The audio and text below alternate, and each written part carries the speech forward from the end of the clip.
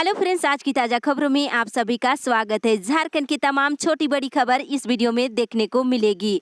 सबसे पहली बड़ी खबर, राज्य में 42 पॉजिटिव मरीज मिले। एक बड़ी अपडेट आ रही है कि झारखंड में एक दिन में ही 42 नए कोरोना संक्रमित मरीज मिले हैं, जिसमें से आपको बता दें गढ़वा में 18, जमशेदपुर में 9, कोडरमा, गिरिडीह में 5, हजारीबाग में 1, गुमला, सरायकेला, चतरा, धनबाद में 1 पॉजिटिव मरीज मिले हैं।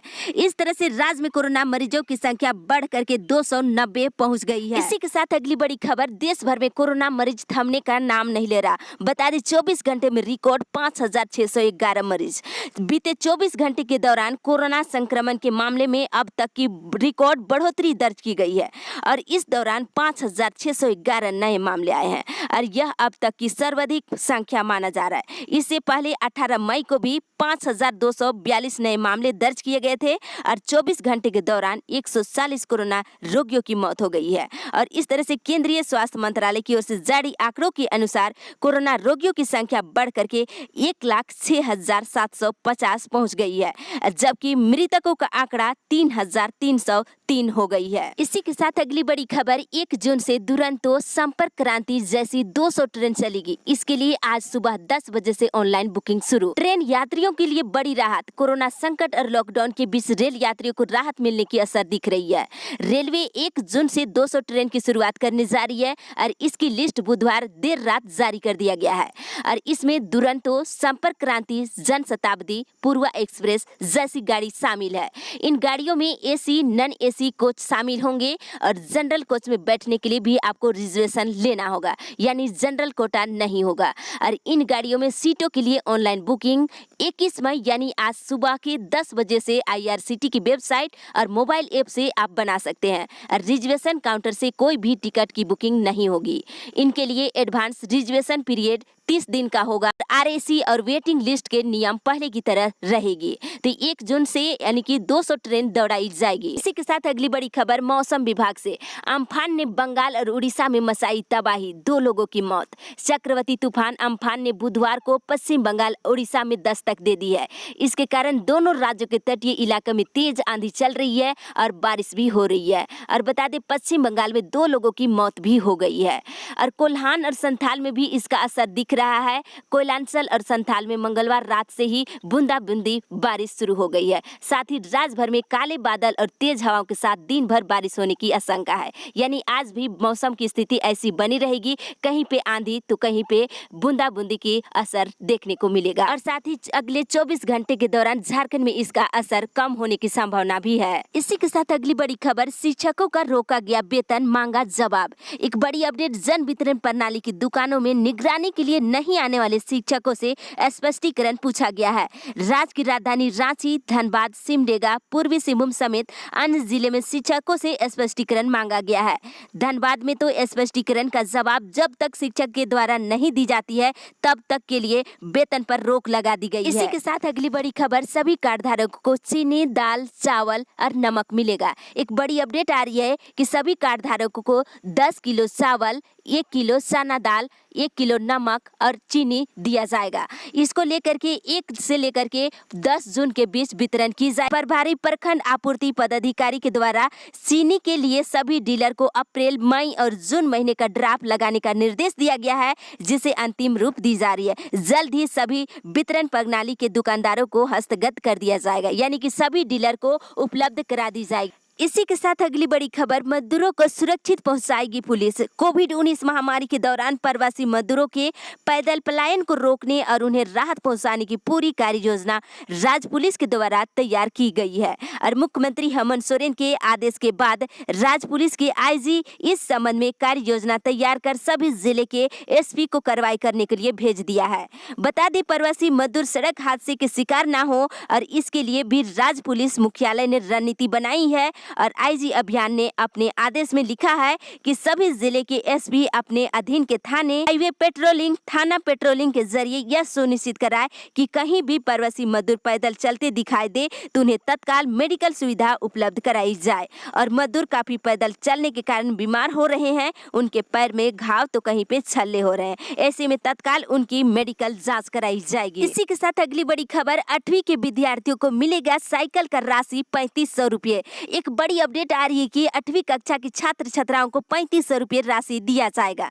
राज्य के सभी सरकारी स्कूल के 8वीं के छात्र छात्राओं को साइकिल को लेकर के पैसे दिए जाएंगे और 8वीं के अनुसूचित जाति, अनुसूचित जनजाति, अल्पसंख्यक और पिछड़ा वर्ग के सभी छात्र छात्राओं को साइकिल के लिए निर्धारित 3500 रुपये दिए जा सकते हैं और इसके लिए सभी छात्र छात्राओं को शपथ पत्र देना होगा और कहीं ना कहीं कहा जा सकता है कि ये पैसे जो है सभी छात्र छात्राओं के सीधे बैंक खाते में 35 रुपये डाले जाएंगे। साथ अगली बड़ी खबर, लॉकडाउन समाप्त होती राज्य में होगी शिक्षकों की बहाली। साथ ही जेटेट परीक्षा का आयोजन होगा सितंबर में। एक बड़ी अपडेट कहा जा सकता है कि राज्य में 23,000 शिक्षकों की खाली पड़े पदों पर बहाली लॉकडाउन समाप्त होते ही शुरू किया जाएगा। इसकी जानकारी शिक्षा मंत्री जगन्नाथ महतो ने दिए हैं और इतना ही नहीं, जेटेट परीक्षा का आयोजन भी सितंबर में किया जाएगा और इसको लेकर के जुलाई में प्रक्रिया शुरू कर दी जाएगी। इसकी जानकारी झारखंड एकेडमिक काउंसिल के अध्यक्ष डॉक्टर अरविंद प्रसाद सिंह ने दिए हैं। आपको बता दें, शिक्षकों की बहाली प्रक्रिया को लेकर के नियमावली बन रही है। लॉकडाउन समाप्त होते ही बहाली प्रक्रिया शुरू कर दिया जाएगा। इसी के साथ अगली बड़ी खबर, झारखंड बोर्ड के मैट्रिक इंटर का रिजल्ट। बता दें, मैट्रिक इंटर का रिजल्ट जून के अंतिम सप्ताह में घोषित किया जाएगा। एक बड़ी अपडेट आ रही है कि कॉपी की जांच शुरू होने के 1 महीने के बाद रिजल्ट जारी कर दिया जाएगा। लॉकडाउन समाप्त होते ही 1 जून से कॉपियों की जांच प्रक्रिया शुरू होगी। इसे माना जा रहा है कि जून के अंतिम सप्ताह या फिर जुलाई के प्रथम सप्ताह में मैट्रिक इंटर का रिजल्ट प्रकाशन कर दिया जाएगा। इसके साथ अगली बड़ी खबर, ट्रेनों के लिए आज सुबह 10 बजे से होगी ऑनलाइन बुकिंग। टिकट के लिए कुछ इस प्रकार से नियम है। ऑनलाइन टिकट आपको बनाना होगा, काउंटर से टिकट नहीं मिलेगी। ई टिकट IRCT की वेबसाइट या फिर मोबाइल ऐप से बना सकते हैं। अग्रिम आरक्षण अवधि 30 दिन का होगा और कोई अनारक्षित टिकट नहीं होगी। ट्रेन में कोई टिकट नहीं मिलेगा, जिसमें RAC वेटिंग टिकट मिलेंगे, पर वेटिंग लिस्ट वाले यात्री यात्रा नहीं कर पाएंगे और टिकट कैंसिल को लेकर के रेलवे के सामान्य नियम लागू रहेगी। और बता दें, 90 मिनट पहले आपको स्टेशन आना होगा। इसी के साथ अगली बड़ी खबर, वेतन विपत्र पारित करने का आदेश। ईद को ध्यान में रखते हुए झारखंड सरकार के द्वारा शिक्षक और कर्मचारियों से संबंधित वेतन विपत्र कोषागार में 21 मई तक प्रस्तुत किए जाने और पारित करने का आदेश कोषागार पदाधिकारी को दे दी गई है।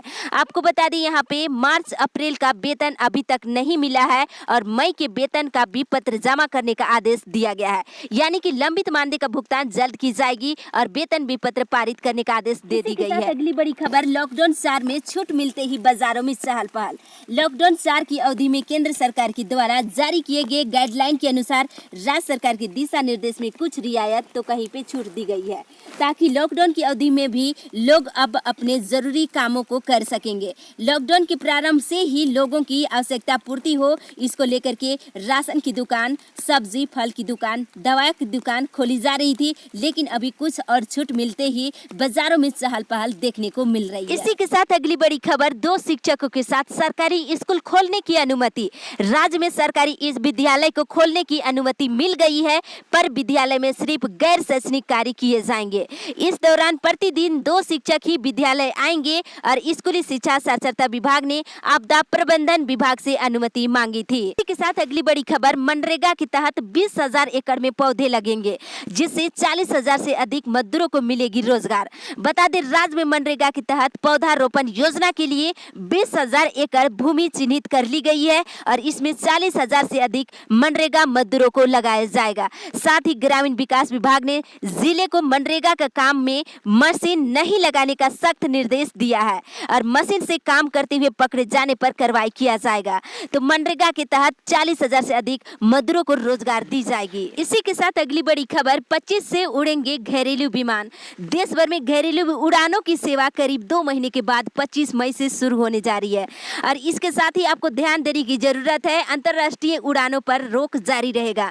अंतर्राष्ट्रीय उड़ानों को शुरू करने का फैसला अभी नहीं लिया गया है, यहाँ रोक अभी जारी रखी गई है। इसके साथ अगली बड़ी खबर, प्याज सहित हरी सब्जी हुई सस्ती। राज्य में प्याज सहित कई हरी सब्जी की कीमत कम हो गई है। राजधानी की खुदरा बाजारों में बैगन और नेनुआ 20 रुपये प्रति किलो के हिसाब से और कद्दू 15 से 20 रुपये किलो और भिंडी 10 से 15 रुपये किलो और परवल 20 रुपये और टमाटर 15 रुपये, खीरा 10 से 15 रुपये, वहीं बीन 30 रुपये किलो आपको मिल रहा है। इस तरह से लॉकडाउन के कारण राज्य की सब्जी पूरी तरह से बाहर नहीं निकल पा रही है, जिससे किसानों को भारी नुकसान नुकसान का सामना करना पड़ रहा है। इसी के साथ अगली बड़ी खबर, केंद्रीय विश्वविद्यालय में 1 अगस्त से नए सेशन का एडमिशन शुरू। बता दें केंद्रीय विश्वविद्यालय झारखंड में सत्र 2020 से 21 के लिए यूजीसी और AICTE की गाइडलाइन के आधार पर संशोधित एकेडमिक कैलेंडर को विश्वविद्यालय एकेडमिक काउंसिल ने स्वीकृति दे दी है।